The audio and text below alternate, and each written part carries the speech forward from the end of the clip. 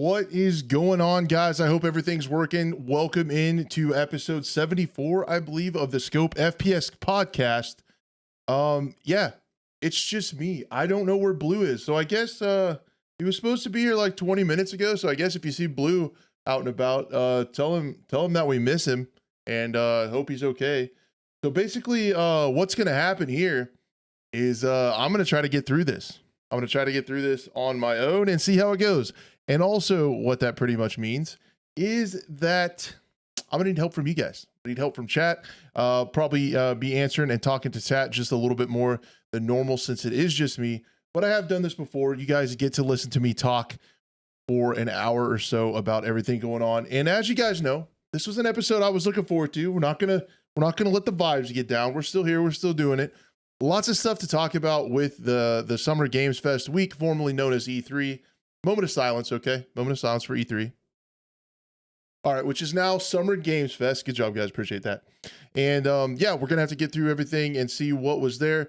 Basically, what we're going to do in this episode is look through everything from the eyes of an FPS fan. Not great. No, I mean, spoiler alert, not too great. I think if I had to rate it, I feel like the Xbox Bethesda one was probably the best. And I don't know if that was because of the content or because of the fact that I really appreciated them not talking and doing corny little skits in between every single game.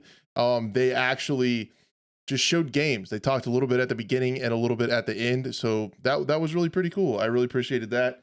And yeah, so we got a lot of content to get through today. I kind of have a list of stuff. And then dude, I think just to get right into it, man, I think the biggest bummer for me was today, dude. That Ubisoft Forward was rough. I thought that thing was pretty rough today. I thought the production quality was like a little bit sad. It was a little bit of a bummer. It looked like they were in like an abandoned high school auditorium or something. All the people on stage were really nervous. It didn't look good.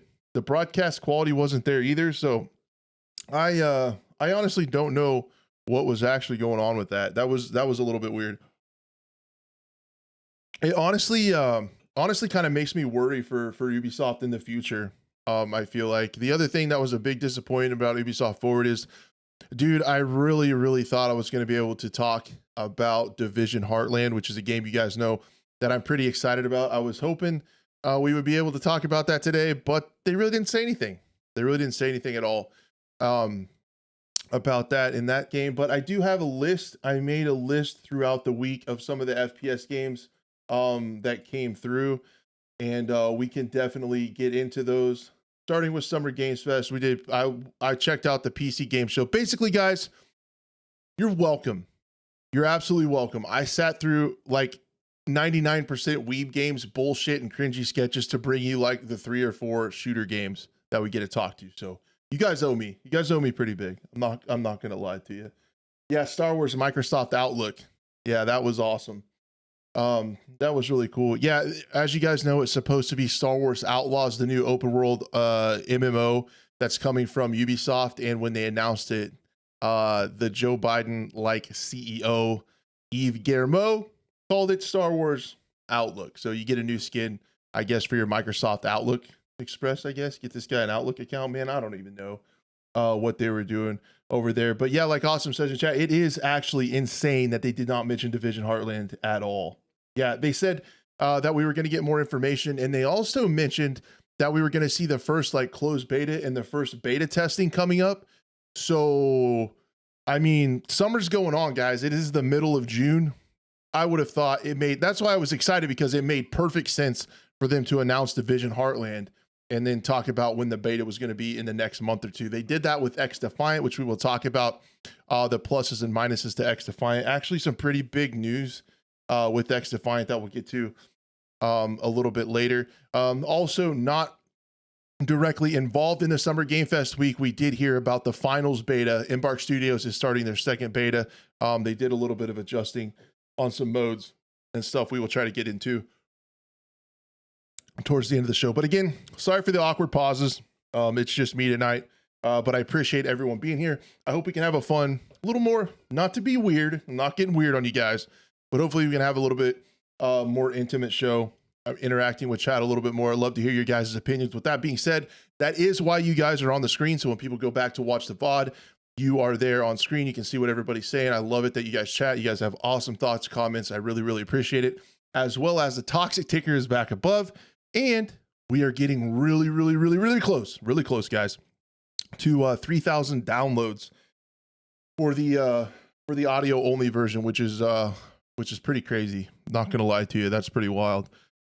Yeah, so let's go ahead and get started. One of the first things that we heard about, thank you guys to the podcast listeners. Sorry to circle back around to that. I appreciate it so much. That's incredible. I thank you guys so much. I will try to keep up the pace and not make this super boring. But yeah, closing in on 3,000 audio downloads. This is absolutely wild. Appreciate you guys so much. Yeah, so let's get into it. The first thing that we heard about, I think I took these notes in a fairly chronological order. And again, one man band tonight, so I might not have everything pulled up in time, so just bear with me. But the first thing I believe that we heard about was during the Summer Game Fest, Call of Duty Season 4. Now, I don't know, guys. I've had a lot of people in my Twitch chat and a lot of people talk about the stuff that's going on, a little bit extracurricular, I would say, within the Call of Duty community. Yep, LDR with the Nick Merckx drama and stuff like that. I don't really want to get into it. It's such a difficult conversation to have on the internet because it's not exactly cut and dry. And I feel like right now we just really live in an age on social media where people hear what they want to hear and they just take things too far. And even if they get the context wrong, they just react so extremely to one end of the spectrum or the other. It's just an impossible place to have an intelligent conversation. And there is definitely one to be had about the topics surrounding Nick Merckx and Tim the Tatman. But at the end of the day, man, just be a good fucking human and chill the fuck out on social media, dude. It's really silly. It's really silly. I don't think I want to wade into it with my opinion.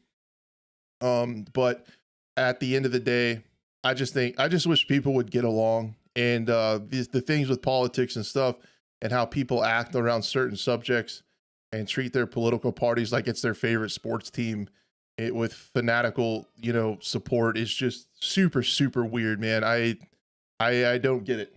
I don't get it. Yeah, there's a lot of stuff going on with that. What's up, Red?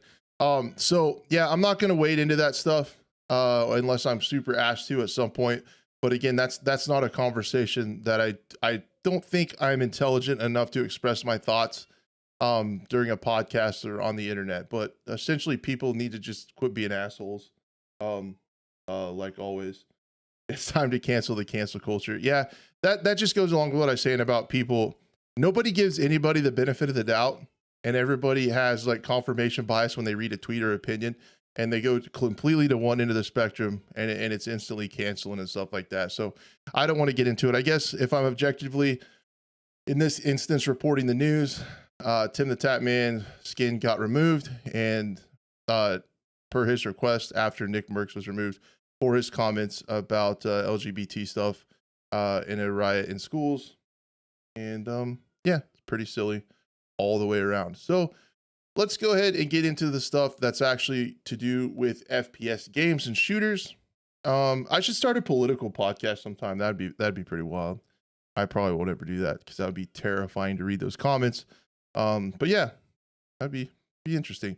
Actually, I'm not gonna lie to you.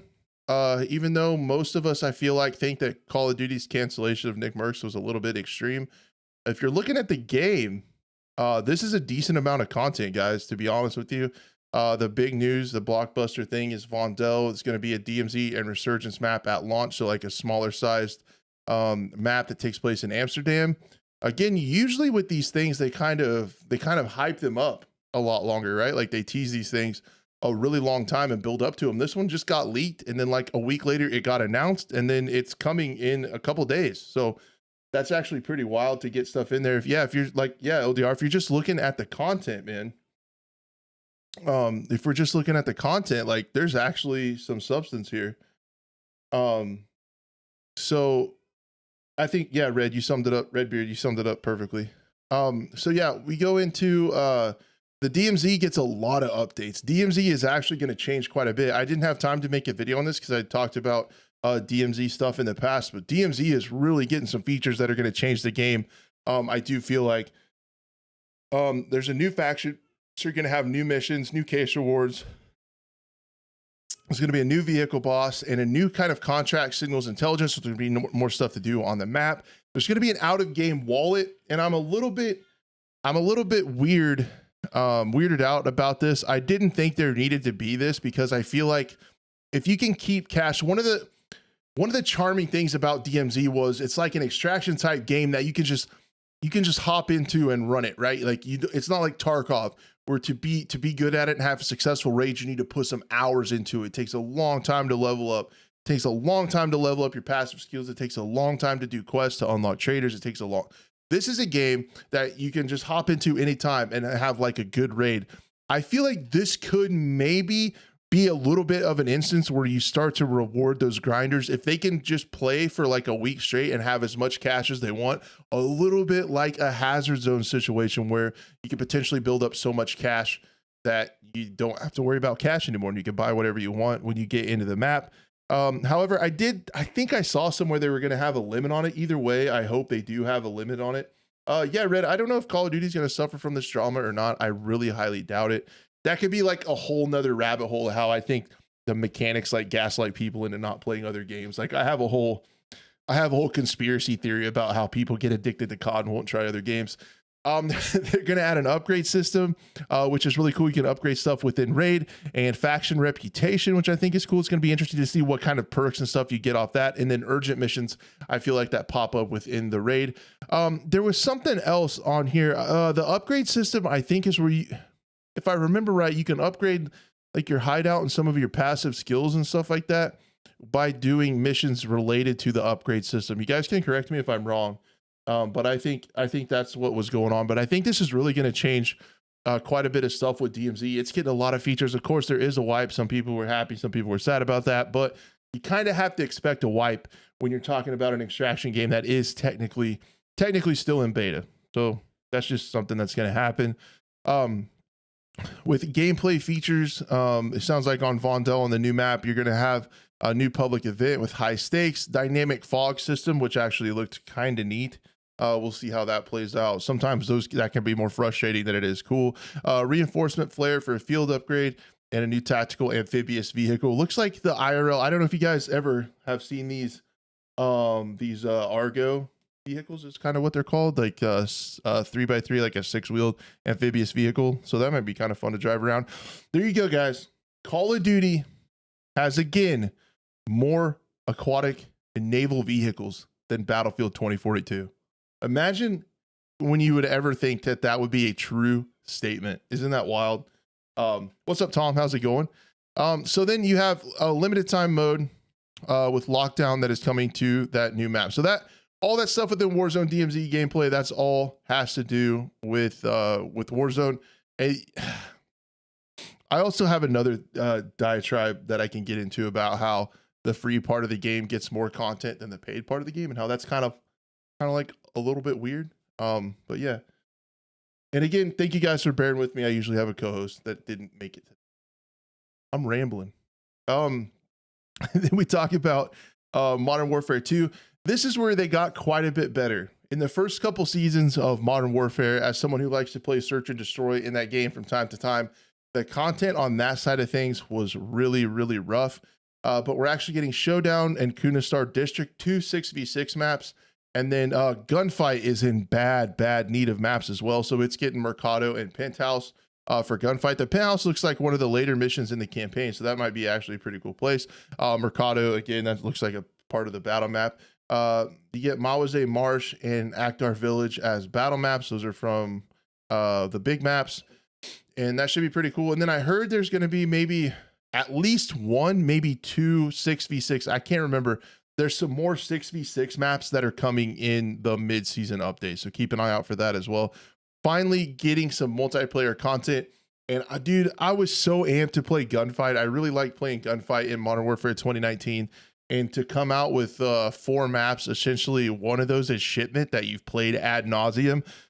So you have like 3 maps is what it feels like in Gunfight, and as a game mode that I used to be able to play for hours, just completely boring after just a little bit of time.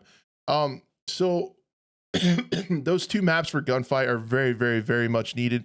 And then 12v12 search and destroy. Dude, I don't even know how that's going to be. That could get wild. I wonder, I kind of might want to try to get a crew of 12 people on a team to play search together in a Discord call, dude. I don't even know. I think I don't even know if you could coordinate 12 people like that, but if you could, I don't feel like you would lose a single match against a bunch of people just running around. Then they're also adding 12v12 prisoner rescue, gunfight, blueprints. Everybody's excited about blueprints and cosmetics. How's it going? No. And then for weapons operators, don't care about the operators. Again, you get the black cell upgrade where you can buy on top of the battle pass another battle pass for your battle pass. If you're thinking that you need a double battle pass, there's not enough battle passes in the world right now that you have to have double. You can still do that. You get a Razorback assault rifle, an ISO 45 SMG, melee weapons that no one cares about, and a couple skins because it is not a Call of Duty graphic news drop and or tweet without having skins on there, you guys. If you go back and you look at Call of Duty's Twitter account, dude, it is literally like every single tweet is about a skin. I saw some people on there who were like, could you guys please, for the love of shit, make a tweet that's not about a skin? Like their entire thing is all about. So, yeah, what's up, nobody? Yeah, I'm not feeling caught as much this go around. It's kind of weird what they did to that game. I was very excited for Modern Warfare 3, 2, whatever it is. I feel like they're just going to keep alternating Modern Warfares, and we're going to end up with Modern Warfare 45 and Black Ops 64 eventually. Like they're going to, I can't wait for those titles, you guys. You heard it here first. Those are leaks. Probably true. Trust me, bro. So let's go ahead and get into some of the lesser known games that we heard about this week. One of them that I've actually, believe it or not, guys, I've followed it for a really long time. This game is called Witchfire. Now, I really got into it and excited about it back when the Elden Ring craze hit last year. Everyone was really excited. Everyone was really excited about Elden Ring and was going on about that. And then this game kind of launched, and it's like, dude, it's Elden Ring for people that like to play FPS games. So this is one that actually has a release date now, like September 24th or something like that. I'm sure it'll say in this video that I'm showing on screen. Sorry, podcast listeners, but the graphics actually look super cool. Yeah, we'll definitely get into Road to Vostok here in just a little bit. It does look really good. We heard about that game too. But yeah, Witchfire gets an official launch date. So I was September 20th. I was close. I was within 4 days, and I pulled that date out of my ass. You guys should be pretty impressed by that, to be honest. But yeah, Witchfire looks like a really cool game, really interesting. They've been working on it a really long time. So I'm hoping it's a small studio. I'm hoping they can get this done. I'm hoping they could get this out and they can kind of make their money back and have a successful game, because I'm always looking for indie studios to get supported. I'm really always rooting for them. And I'm also just really hoping that we have more innovation in the space, right? And this is somebody that took like a Souls-like game that people get super amped about and gave us guns. So yeah, I mean, I really appreciate the concept. The graphics are stunning. If the gameplay's there and has enough content to get you, into a story and through the story and everything, why not check it out and support an indie studio, support some innovation in the space, which if you guys watched the Summer Game Fest week, we need some of that stuff. We need some innovation. So that's a game that I saw to keep an eye on. What's up, Auntie? Welcome in. Hey, Auntie, the Road to Vostok developers in chat for the podcast listeners. If you're not busy, you want to just come on the show? I don't know what happened to Blue. We lost Blue, so it's just me rambling up here and the production team. Sav, you pop in and talk about the games for the week. Auntie, absolute legend, dude. We're definitely gonna get to Road to Vostok in a little bit. It would not be a scope episode without talking about that. The next game that I saw that I kept an eye out, I did also look. I don't want to talk about it too much because I don't know a ton about VR. I did see the Crossfire Sierra VR. That actually looked pretty wild. And one day, I hope to get into VR when all of my aiming and flicking and reflexes are completely gone. I mean, like next week, I'm probably gonna have to get into VR or something to keep me going. One of the other games I saw, and I might need some background from you guys in chat. Um, the John Carpenter's Toxic Commando. This trailer kind of looked like just a lot of fun. I saw this one and it kind of got my attention. The graphics in it looked really good, and it just looked like some good fun, man. Like we need more games like this that are just good fun, silly, over the top action games. I'm a little bit concerned about it if it's like a Left 4 Dead clone or a World War Z. Like those things have kind of been done just a little bit over the top. So I hope it has something just a little bit unique to it. That's one. Oh, dude, I just about spilled my coffee. But yeah, it looks like a kind of a throwback zombies game with just a massive amount of shit going on the screen. Which we could always use a few more of those. They're not too bad. The other game I was gonna talk about, I don't know if I looked it up or not.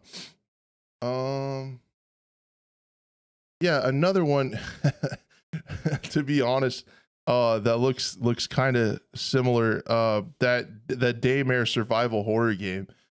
Really interesting to have a survival game with horror aspects to it. I feel like Road to Vostok could be considered a horror game, in a certain way, but technically not. Daymare 1994 looks like kind of a cool game. It is third person, it is survival, but they have that horror aspect to it that looks pretty crazy.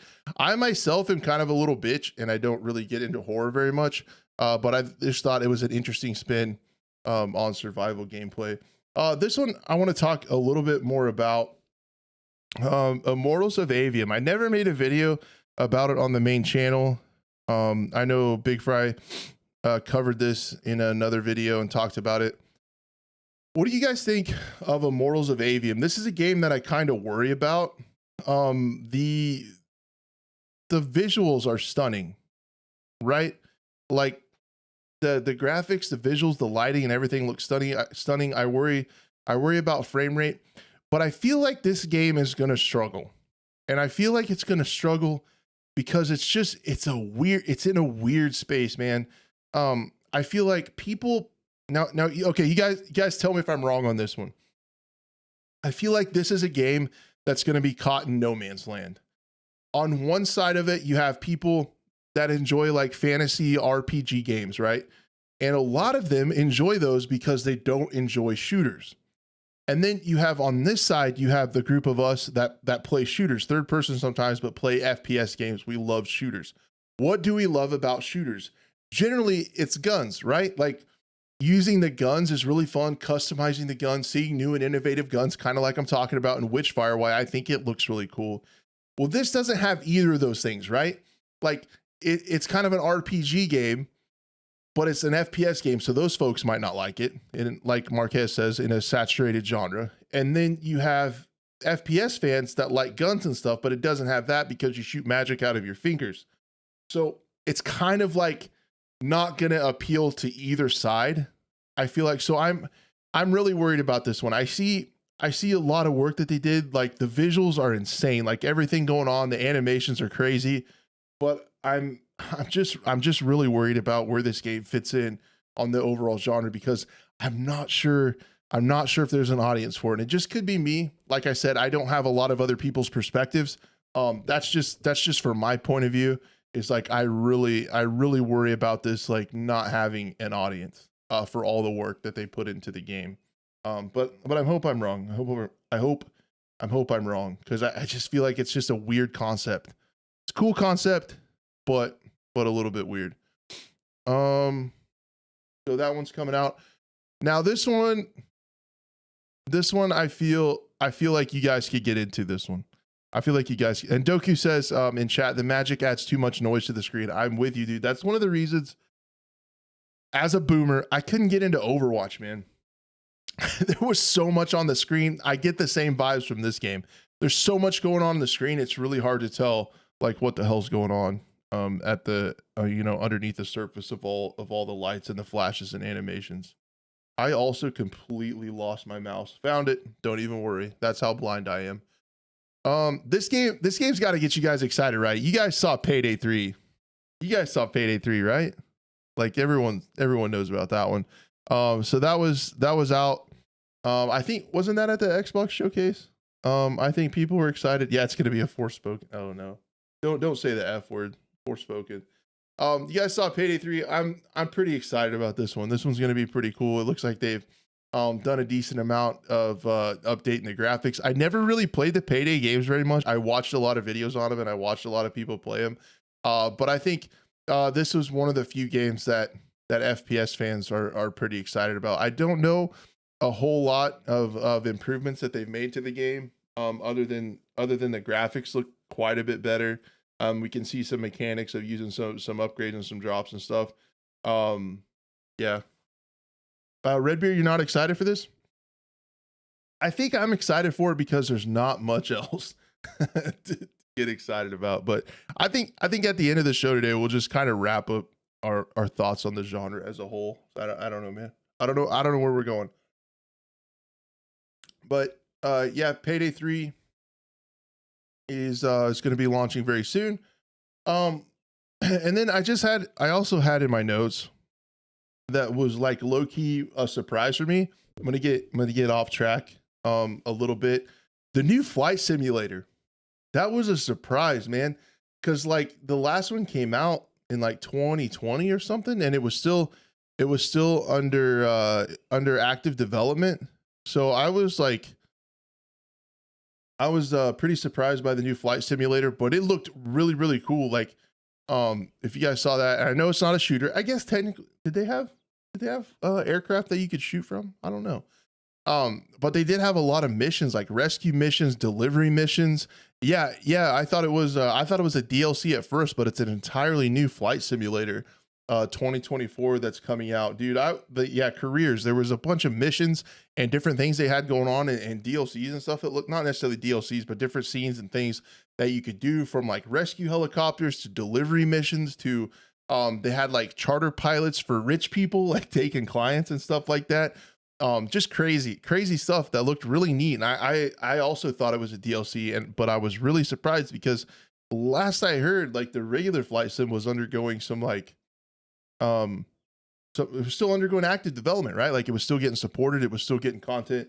Yeah, firefighting too. Yeah, just a lot of neat stuff you could do outside of just, you know, getting a plane, charting a flight and flying there. You could actually do careers, missions, things like that within the flight simulator, which I thought was really cool. Guys, I'm just keeping an eye out for the boomers like me who are gonna have to find something. Trucking simulator, flying simulator. There were a couple cool truck games.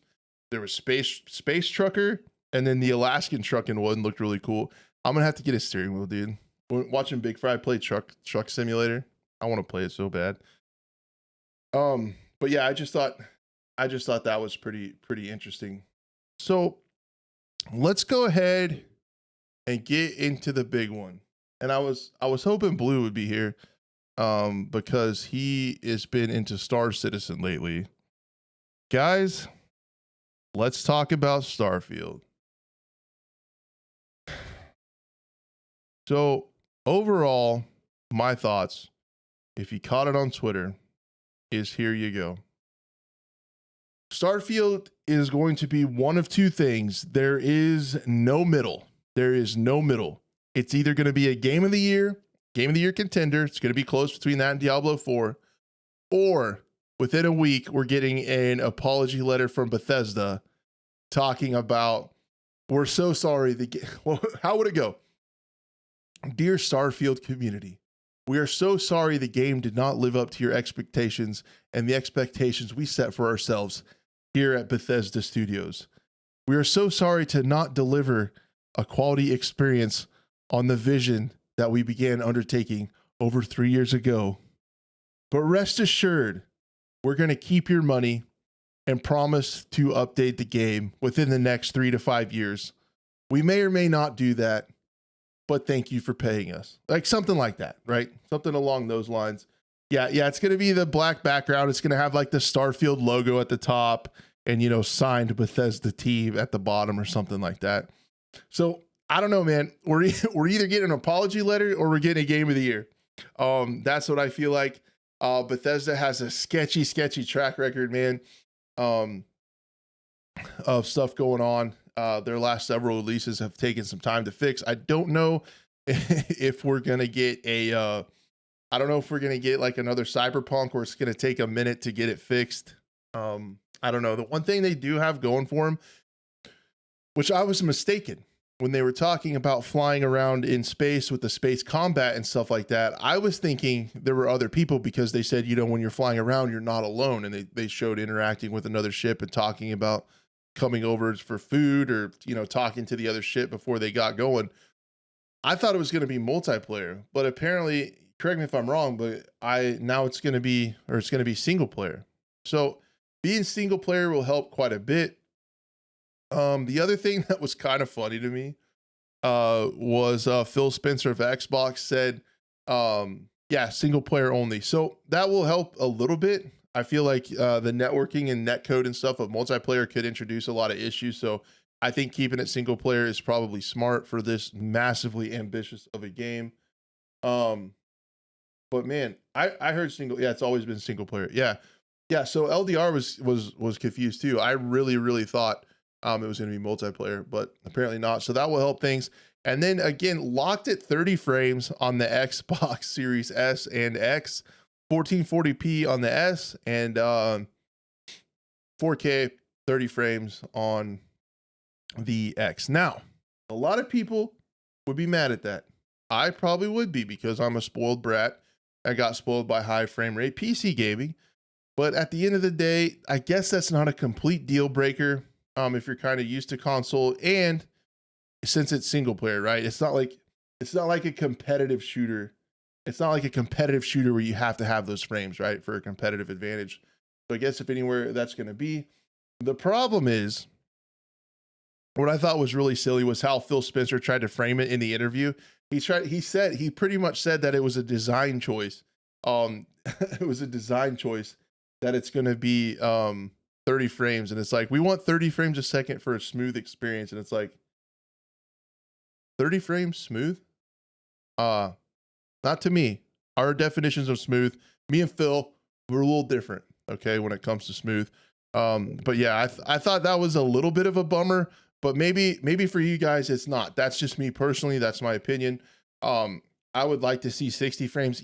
For me, I would rather have 1080p 60 than 1440 or 4K 30. I'm frames over resolution. That's a big debate to be had, but it's really not a surprise to me as a PC FPS gamer that I'm frames over resolution. That's probably not a very big surprise to people.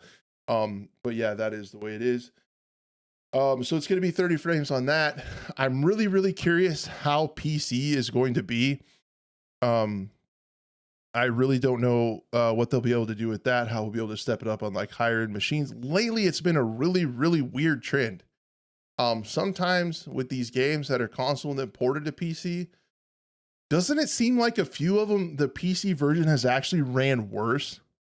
I've seen that. I feel like Redfall, I feel like Battlefield 2042, Series X and PS5 versus PC. Sometimes the console version was smoother and more stable and ran better. So I think how the PC version is going to run is going to be a really big wild card.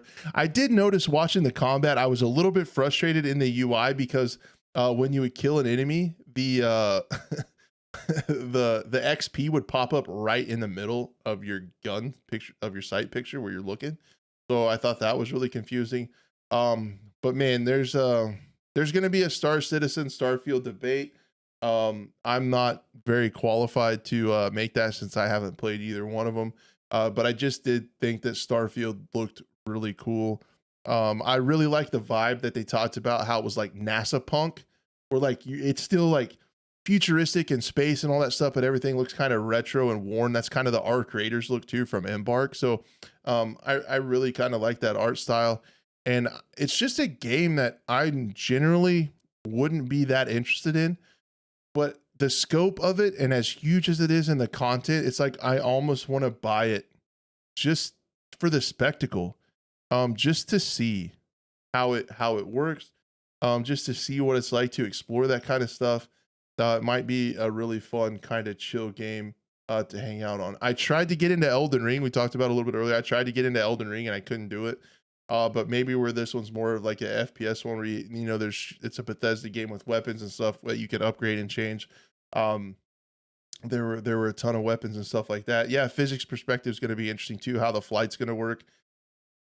And I instantly saw they talked about upgrading your ship, which is really cool. And that was another funny thing when they talked about flying around in space, and they mentioned that you're not alone in space. And they talked about ship combat, and if you defeat another ship, you can actually commandeer it and take it. Back when I thought it was multiplayer, I'm like, holy shit, man! Like that's hardcore, dude. Like if you if you work on a ship for weeks and weeks and hours and build it up and craft and build all these modules and build this giant ass ship, and then somebody just takes it from you. I'm like, that is a hardcore game mechanic, is what I what I originally thought it was gonna be. So yeah, I don't know if this is gonna be like a No Man's Sky Cyberpunk, because No Man's Sky was like a big turnaround, right? I'm not too familiar with that game. I just remember when it launched, people were really disappointed in it, and now it's really turned around into something that I've heard a lot of people think is a pretty cool game. So I just don't know. I know the shipbuilding looked really neat too. I'm crafting that, hiring crew. I think the AI is going to be a huge challenge for them. I think performance and bugs in a game this complex is going to be a really, really huge challenge. But I'm kind of here for it. Kind of here for it to see how it's going to play out. Dude, how many people, they showed an Optimus Prime ship, right? How many people are going to build penis ships? There's going to be so many penis ships flying around, like clips of penis ships on Twitter and YouTube. It's going to be silly. But yeah, isn't Starfield supposed to have like, yeah, already people in chat saying they're going to build penis ships. I know it's going to happen. Like everybody's going to do it. But yeah, Marquez, Millennium Falcon, dude. Yeah. So the shipbuilding is like kind of its own mini game for me, right? I think there's going to be some really cool clips and some really cool content to be made there. I think the game could be an absolute content goldmine, right? Goldmine with all the stuff you can do. How the rep works, exploring the different things, doing the missions. Dude, there seemed to be so much to the game. Pretty crazy. Redbeard's gonna build a Lavia ship to be different. Smart. That's what I like about you. You're thinking outside the box. You think, or is it? I shouldn't say box. Um, but yeah, there's gonna be some silly ships. The one they showed was Optimus Prime, but yeah, dude, incredible amounts of content just to be made in the shipbuilding. I think some people are gonna do some really cool stuff with that. Um, let's go ahead and dock together. So yeah, I think that's gonna be really cool. I feel like I might be able to get in, just talking out loud here. I feel like this is a game that I could maybe get into because I like the base building idea, right? Like building the different outposts and stuff like that. That sounds really cool. I really enjoyed building my base in Deadside. So I think that could be really cool, something I could get into where you have a goal um to build something for yourself. I think that could be pretty neat. I think another thing people are going to probably do when I see a game, I'm sorry guys, I instantly think about content. Um, I see people doing hardcore runs might be pretty cool. I'm almost 100% that people are going to make really good content, and content could pop off doing hardcore runs where, and what I mean by that is if you die, you're done. Like you delete your character. So there's always that tension in the content that like if you get a character to last a long time, um dude, it's gone. Imagine how sad that would be, dude. um yeah, so if you're a content creator, you do hardcore missions on here, I think, or hardcore runs would be really cool to see how far you can get in that moment when you die, dude. Dude, so sad, you got to delete everything.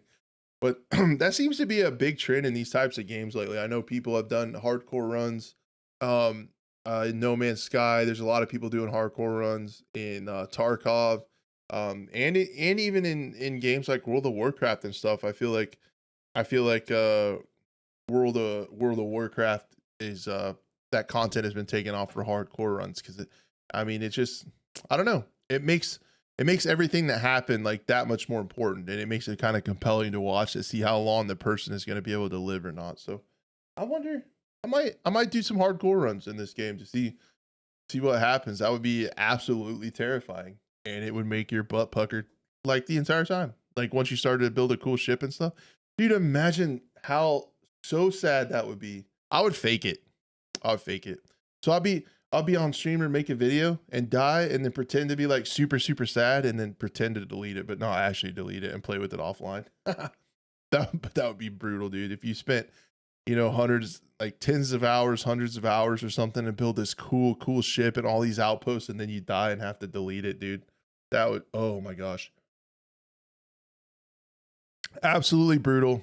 But it would it'd be for the content.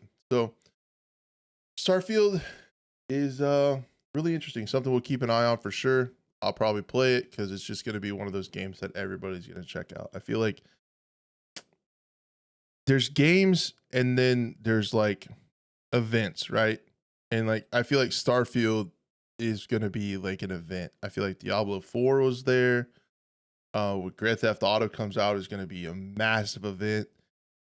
There's just games that almost everybody's gonna check out. And I feel like this is really at the top. So looking forward to it. Looking forward to seeing what you guys come up with too. If you're not in the Discord, definitely get there. I love seeing what people do in games like this. So um, just just humor me. Join my Discord and post stuff in self promotion or media or stuff when we get going with Starfield, because I would love to see some stuff from you guys. It's gonna be some cool stuff done in that game if it runs. If it runs. Oh, I did see another reason that I'm pretty sure. So I don't know if it was 30 frames stable, but I did see a lot of frame drops in the gameplay trailer that I was a little nervous about. It is early. Take that for what you will. The other thing, I think I have to buy this game because it did have a cowboy hat in it. There were some dudes with cowboy hats. So I'm going to have a cowboy hat when I play this game. So there you go. Is it gonna have it's gotta have mods too, right? It's a big enough game with a large enough scope that somebody's gonna do some crazy stuff with it. Um I'm not even gonna pull up a trailer for it because I really don't know um if people care too much. But Overwatch 2 got some new stuff. I mean, does anyone care too much? I don't know. The next thing I want to talk about is Road to Vostok. It was in the PC game show. Definitely like the best looking game in there. Pretty sure. Definitely the one that's most up our alley. I haven't got a chance. I've been so busy to watch through everything going on that Auntie has in his latest devlog. I do want to make a video this week about it, talking about it, because it's just it looks there every time you see a devlog from Auntie on Road to Vostok, it's just making leaps and bounds progress wise. So we talked a little bit in this devlog about the gameplay loop. I know he talked about moving shelters, how they're going to be moved. Instead of having their own maps, he's going to reduce loading times and stuff and put the shelters on the individual maps. I got that far. He showed some spots on getting new textures and stuff to design these. It really makes me want to visit Finland one day. That crazy. Oh, awesome. They were talking about Overwatch 2 being the skip. Definitely not this. Yeah, man. It's just Auntie is such a one of one, man. He's one of a kind. Like to have a single developer that can put this together and also share the journey and teach people and be incredibly transparent and absolutely demolish his deadlines that he set is one of a kind, man. He's a one of one. And what he's putting together is super cool. Oh yeah, the Northern Lights. I saw this was going to be in like 1%. Yeah. In 1% of the in front of in 1% of, I don't know, raids. Are you gonna call? I don't know if you would call it raids or what, but 1% of the time, the nights there will be Northern Lights, making Finland absolutely look crazy. But even in the IRL stuff in Finland, man, it's just it makes me want to go there. How this game looks. But adding the Northern Lights is really cool. Talked about the shelter system. Allegedly he's done a podcast. I did see that. I haven't got to watch it yet, talking about some of the looting philosophy and stuff like that. Oh, you're in Norway. You have that in Norway. I've seen it. I've seen it one time in North Dakota, actually in the States, when I was there, like a little tiny glimpse of it. But yeah, I would love to visit someplace where they're much more pronounced. It's super cool. Um, but yeah, he makes it look really, really cool. And then there talked about the shelter system, new weapons as well. I guess we can go through this as he does. The MP5K, the one where they take the stock off the MP5. There was also MP5 SD with the integrated suppressor. Looked really cool. PP19, I believe. I don't know if that was the Vityaz or the Bison. Looks like the Vityaz. MP7 there. All that stuff looks really good. I feel like he's made some changes to. I feel like he's made changes to the recoil of the game. Maybe not. Maybe it's just the different guns. But the inertia looks really good. I remember the footstep audio was really nice as well. Tactical reload and empty reload animation test. Animations look really nice. I am also, though, I'm not someone that gets like super caught up in animations. I know some people will talk shit on certain animations, and I'm like, it's fine. I'm not like an animation connoisseur or anything like that. Got some new items in game, toilet papers. So you got toilet paper here on the screen. I would like to take this moment to do my part and advocate that everybody start switching to bidets, guys. That's a problem that we have in America. One of the biggest problems is that we use too much toilet paper. We all need to switch to bidets. I'm kind of a bidet evangelist. I think it'll change your life. You're going to feel much cleaner. You're going to feel like you just showered, fresh and clean, more energy. You're going to look good. You're going to feel good. Productivity is going to go up. You can probably get a raise at work. You're going to be able to afford that new car, probably buy a new, bigger house. Just starting from a bidet. So I want to let you guys know that. A little bit more about the inventory and stuff like that. SVD, that's been in there for a bit, looks good. The medical stuff like that is new. I hadn't seen that before. Body tip, energy, hydration, all that stuff being added to the game. Like I said, every time we get a devlog, every time we see any content on this game, there's just so much more new. Talk a little bit more about like wind turbine modeling. Looks really neat. This stuff is crazy. I love the behind the scenes is so cool. And then talks about the shelter. I didn't get a chance to listen to it very much, but I did watch some of the gameplay. You can display your weapons down there, turn the lights on and off, which is really cool. And then I know there is a surprise feature. Do we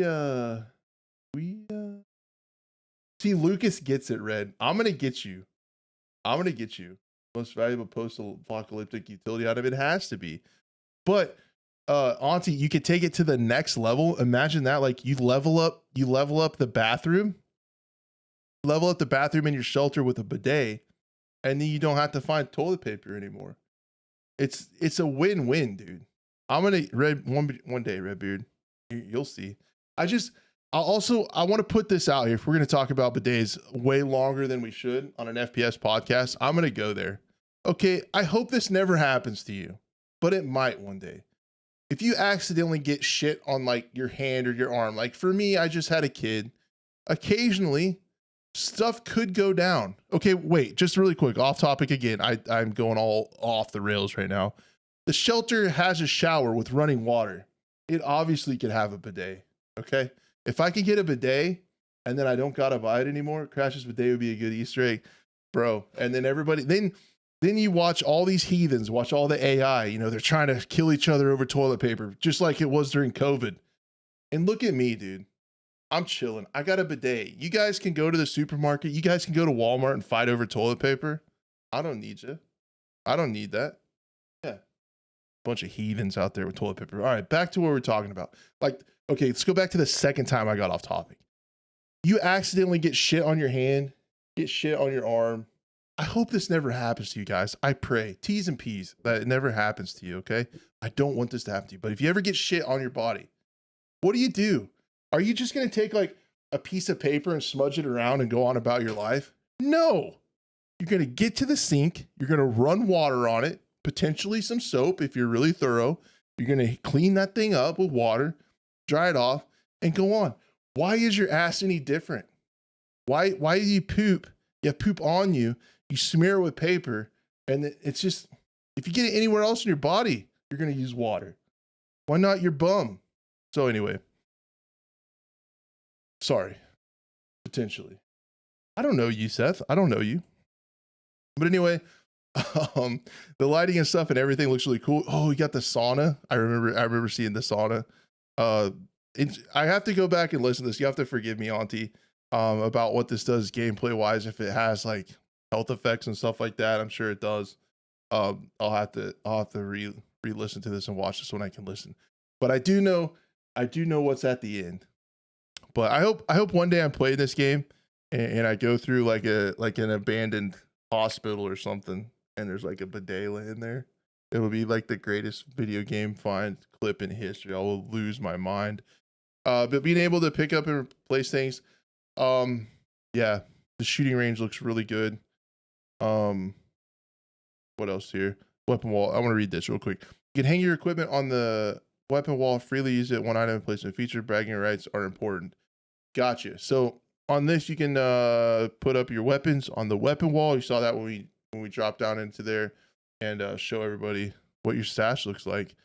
There's trading computer in public demo 2. You can test the trading system through this computer. Eventually, all traders will be located on different maps. So in-map traders, you heard it here first. Auntie is going to beat Tarkov in having in-game traders. Sleeping and resetting. All beds in the shelter will be used for sleeping. In the future, this will allow you to move to the time of day and restore certain character benefits. Saunas. Experiences will be in-game. Achievements. In order to use the sauna, you must first repair it. And this requires finding several rare items. You got to have that bidet to build the sauna. If you want to upgrade your bathroom, if you want level 5 bathroom, you got to have a bidet, baby. Redbeard, man. We got a lot to talk about someday, man. But to go on to more information about the sheltered boss dog, it uses a different rendering technology, deferred, which basically supports the unlimited number of real-time light sources such as candles or flashlights. So a little bit different rendering. So the lighting is a little bit updated and better. And then do we do the spoiler? Do we do the spoiler alert? Do you guys want the spoiler alert for the surprise thing at the end? I'll just tell you, you should have seen it by now. The spoiler alert is, dude, this hideout looks so much better than Tarkov's. It looks clean. Yeah, you can have a kitty, a shelter cat. So yeah, then I remember when they said that then your survival is not the only thing you have to worry about. You have to get food for the kitty as well. So super, super cool stuff in the game. I love details like that. Again, one of the things that I've thought is the coolest about this game is the radio. Max, thank you for the member for 19 months. I really appreciate that. Yeah, have a kitty in the bunker. But yeah, I remember like those details were really cool. One of the coolest details I remember when we first started learning about Vostok was the radio and the stuff you could do, what you'll be able to hear and on the radio, and how that'll work outside of the game as well.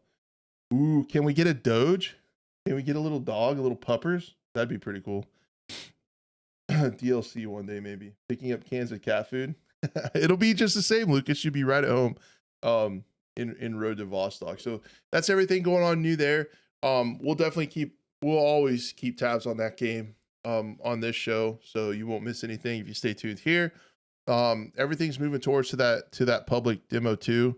Really excited for that. I can't wait to drop in and get my first taste of like the gameplay loop, how that's going to be, how it rate. I don't know if we would call it raid or not, but like how that loop is going to feel of starting at your house, going into the transition zones, going into the scarier part of Vostok, the higher risk area, trying to find that higher loot and get it back home. And you know what? You're just not living for yourself anymore. You're a family man in there now. You got a kitty. Okay. So think about that when you're out there. You got to stay safe. Who's going to take care of the kitty? Come on, man. So that's Vostok. Looking really, really good. One game I wanted to talk to you guys about that you probably hate, but I don't care. It's my show. I'm going to talk about it anyway. I thought this game looked silly and kind of half-assed fun in a Battlebit remastered kind of way. Sulfur. I don't know. I was watching this this trailer at the PC game show, and I was like, man, this is so dumb. And then you started to look at like some of the customization you can do on the guns, and I was like, and I was like, man, fuck it. You know, it looks kind of cool.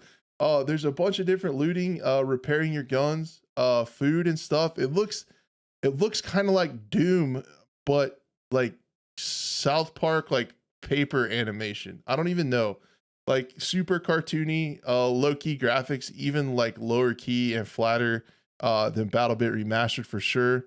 But there was a car driving around, but just some of the ways you could upgrade the guns. It looked like there was traders and loot and stuff you could find about going around and killing monsters.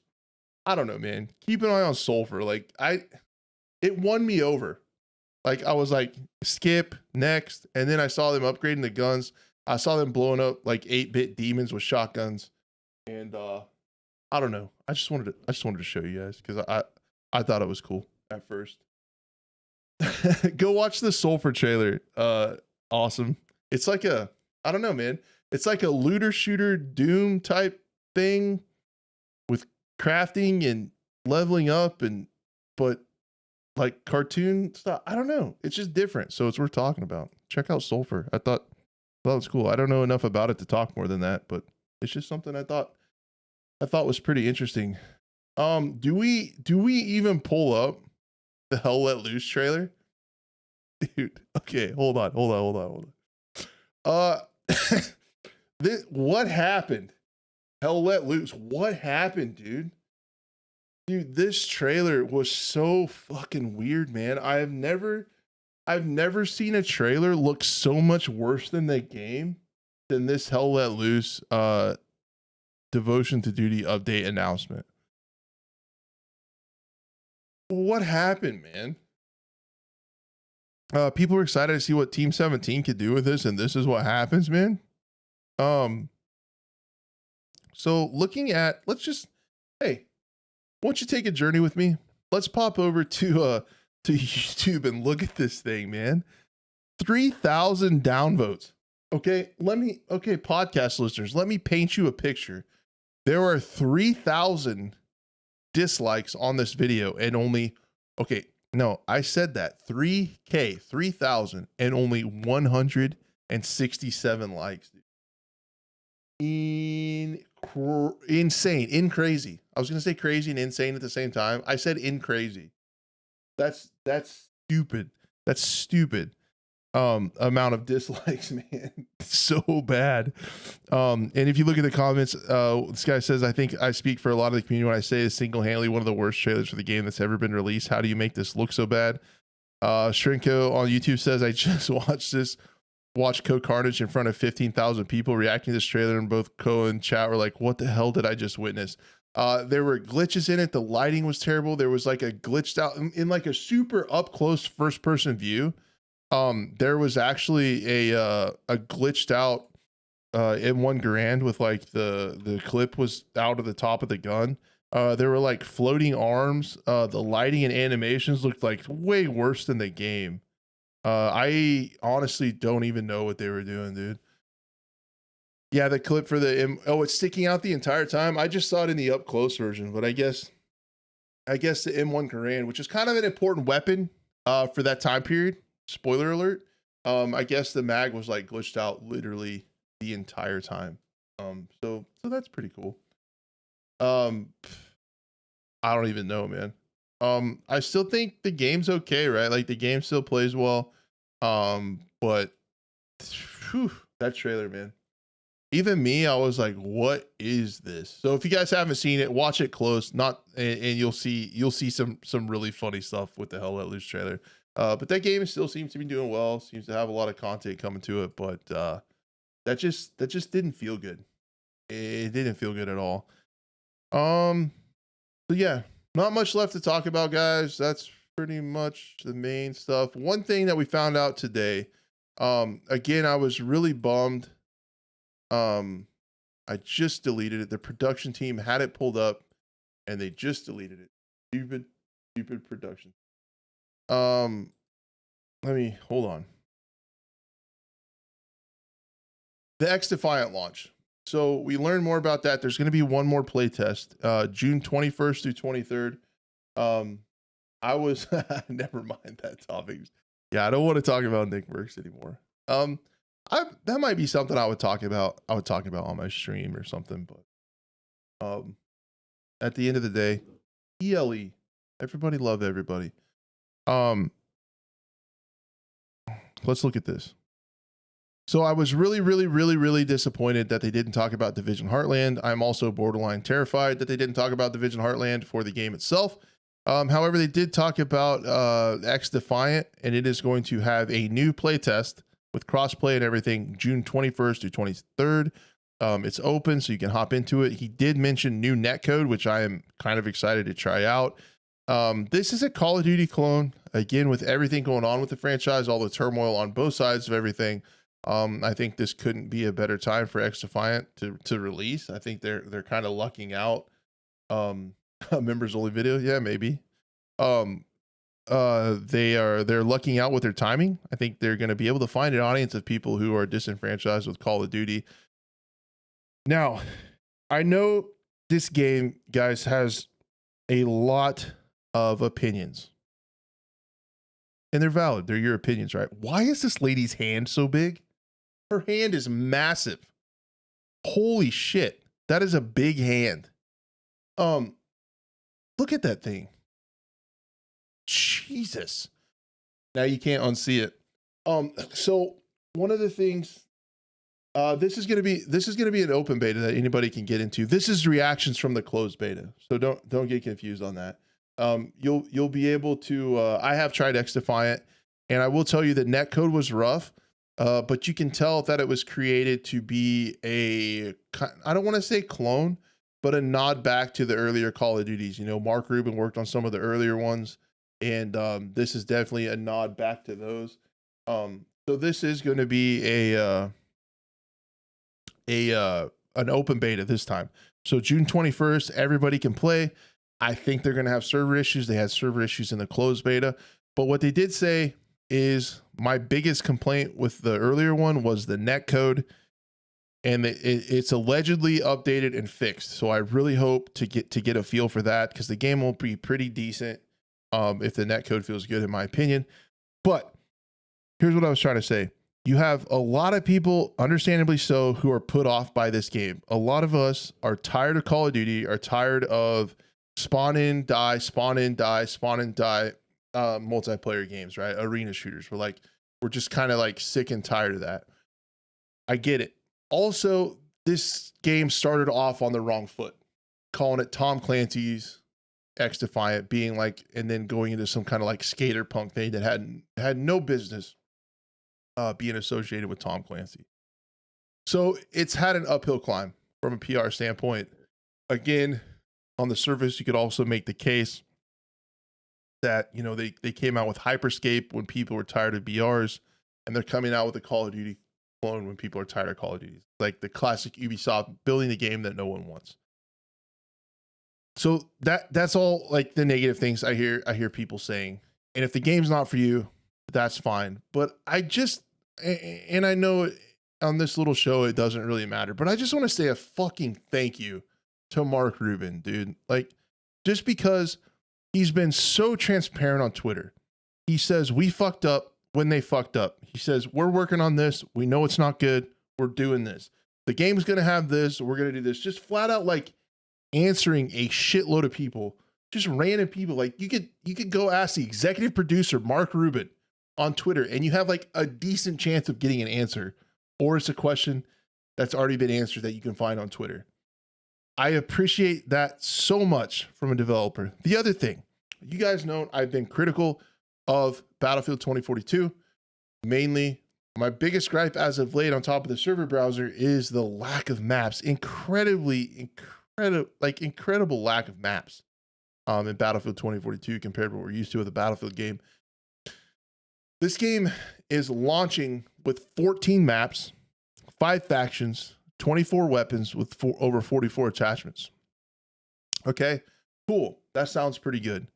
And then thank you to Mark Rubin, because people are going to see what it was like almost to get a premium live service, because the year one roadmap that's already coming out is you're going to have 3 new maps. So basically a map a month.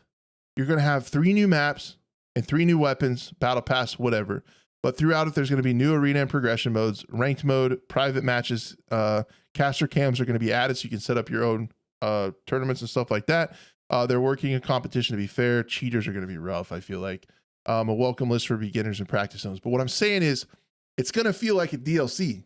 You're going to get 3 weapons, 3 maps every 3 months. So this game is going to feel like the old school CODs, in the fact that I know they used to have 4. This is really close. But if you do the math on that, after year one, this game is going to have 26 maps. It's going to have 26 maps after year one. And then 24 weapons, add another 9 onto that. It's going to have those like 33 weapons. So after the first year, it's going to have 33 weapons and 26 maps, which I just appreciate it. It's going to be free too. There's going to be battle passes, there's going to be stuff you can buy. There's going to be annoying and crazy wild skins and stuff like that. But I just have to commend them on the amount of maps. I'm rooting for them. Mainly for that reason, because I've just seen in the shooting space, especially the multiplayer shooting space, how instead of a map, instead of like a playable content area, or excuse me, economy, like, you know, we used to buy premium packs and we used to get a lot of maps and we would all play on those maps. Instead of that, we now have the microtransaction skin economy, right? And it makes sense from like Call of Duty can make these $24, $30 skins, and people buy those and they make more money than if they had to get an entire team together and build maps. So it makes sense why people are doing that. And I'm just happy to see a shift back to these older style of playable content. It's to the point where it's almost back to where, like, if you're an Xdefiant player, you can start to get excited for the next season, because you're going to get a bunch of new content. And then, not to mention, they're also adding new factions of Specialist, Ruby, Buzz, Orchard, and Horde. He did say you're going to be surprised where they go. So there's going to be some throwbacks to other Ubisoft titles, Ubisoft maps, and different things within the Ubisoft universe. So that'll be really cool. The one thing I'm hopeful for, and it's one of those things, like I kept asking Mark Rubin on Twitter, and he answered, they are going to do an S&D type bomb mode. So if you have that bomb mode in a ranked mode, or you can do private matches with caster cams, I think that could be really cool. So regardless of if this game is for you or not, I'm not even sure if it's for me. Like I said, I'm a little bit, that's why I've gotten into games like Rainbow Six, and games like Search and Destroy when I do play Call of Duty, is I like that tension. I like the teamwork. I like the round-based kind of tension of, you know, once you're dead, you're dead. And stuff like that. And the clutch plays that happen, and the tension that happens towards the end of the rounds. And yeah, I don't know if I'll be able to play a respawn type game mode, but it is cool to see a Call of Duty competitor, in my opinion, at a time when Call of Duty does need a competitor. And when you have, you know, the one juggernaut of a game, is this going to kill COD? No, not at all. But I just hope it can exist, and I hope that it can show that a playable content, a map-based economy is still viable, right? Because that's what I want to see. I really do want to see that. I have played Squad, LDR, yes I have. Yeah, it is a lot of maps, and yet Yeah, I agree, Auntie. That's a lot of maps, and that's one of the reasons I'm excited for him, and I'm rooting for him, because I appreciate that. A free to play game, they probably could have sold just as many, about as many skins. Like, ROI, they could have made like half that many maps, and people still probably would have bought battle passes and skins, and they wouldn't have had to put much work into it. But there's going to be 26 maps within the first year of launch. So. So I think that'll be really cool. And yeah, like you said, this kind of does look like a Rainbow Six roadmap, just a little bit. It's got that same kind of feel to it, with the features and everything being added to it. So yeah, I don't think, like I said, I don't think it'll kill COD, but I do think COD can kill COD. I don't think COD will ever die. I don't think Call of Duty will ever die. It's just too massive, and too many people are addicted to it. Let's see here. Okay, so I think that's pretty much everything from Summer Games Fest. I feel like everything going on. Yeah, it's too accessible, right? Like, that's like baby's first FPS game. Like, everybody gets into it. Why did I lose my Chrome window? There it is. Okay, the next thing I want to talk, yeah, it's baby's first FPS game. The next thing I want to talk about, I haven't got a chance to look at, but if you guys want all the information, including direct answers from developers, check out, I mentioned him before, Rockhound Black, his channel. He got an interview with some of the devs talking about the next Embark Studios closed beta for the finals. It's set for June 14th and June 21st. So there'll be some stuff to play. We could play the finals for that week, and then leading up to the Xdefiant beta. So those games are still hanging around. So if you got into the first one, the main thing people are going to want to ask is, if you got into the first one, you should be able to get right into the second one. If not, go over to Steam and sign up. Go to the Steam page and sign up for it. You said this is a side-by-side comparison to our previous beta. Again, I appreciate this game. I really don't think this game is for me. I had a tough time with it, with enjoying the game mode, but they did tweak it a little bit, so I definitely need to give it another try. But this is another one where I really respect it. The reason I respect what they're doing with this game is it's definitely different. They're putting on a masterclass. The studio seems to be with Unreal Engine 5. The server side destruction seems crazy in this game. But the thing that I appreciate about this development path is that they're actually using a beta in the sense of what a beta actually is. Unlike the Battlefield ones, or unlike the Call of Duty ones, where the beta was just a demo essentially for advertising.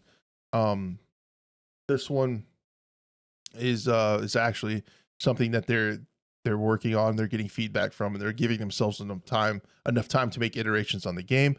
The big thing is that this test introduces important changes to the game modes with a more casual friendly variant of quick play in a 3v3v3 format. This updated mode, called Quick Cache, has longer matches, faster respawn times, faster extraction times, and only one vault at a time. So I might be able to get into that a little bit, because it just seemed it seemed kind of frustrating in the tournament style.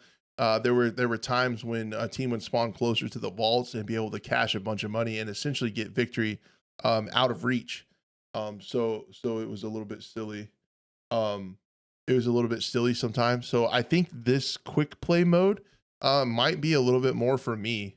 Having a fast paced mode, it won't allow. I think it'll work well, because I think it will eliminate that problem by, if you don't have a super long timer, there aren't going to be teams that get, way ahead on cash and way ahead and out and over everybody where they're uncatchable. Keep those times short. And then it's having one vault at a time, so everybody's fighting over the same one, rather than occasionally you would have, a couple teams going at it, and then one team over here with their own vault and nobody was over there. They were just cashing like money like crazy, not even fighting, and they would win. So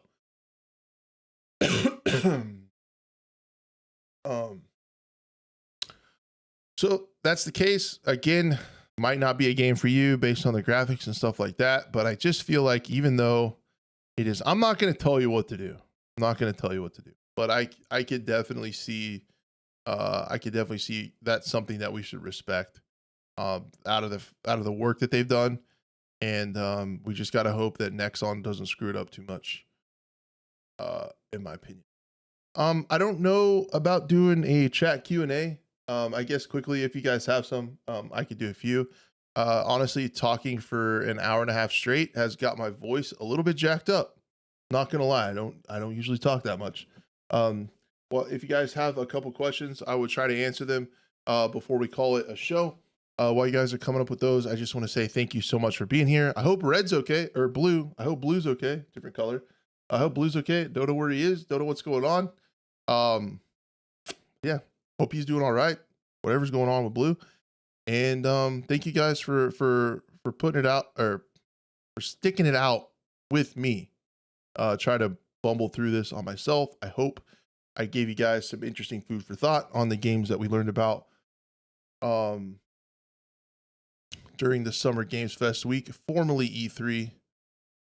Thank you for putting up with me just rambling about it. I really enjoyed it. Thank you. Thanks for sticking around. And as it always goes, if you guys want to support the show, keep your money and just share it around. Be a friend, tell a friend. Is really all we ask. Dude, Auntie, thank you so much for showing up, and congratulations on all your success, man. I want to check out the podcast you did, and everything. Congrats, man. So much deserved.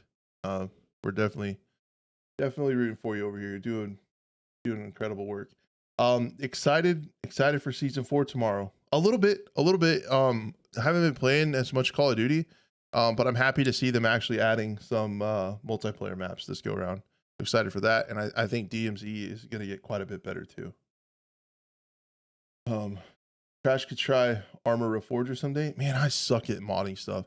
I was thinking about that today, how I would love to learn Unreal Editor in Fortnite, because you can build pretty much any game, and then like you can even build a multiplayer game in there, and then Fortnite handles the infrastructure, handles the servers, handles the net code, and it just allows it to be optimized and played on any device. It's like such potential with the Unreal Editor for Fortnite.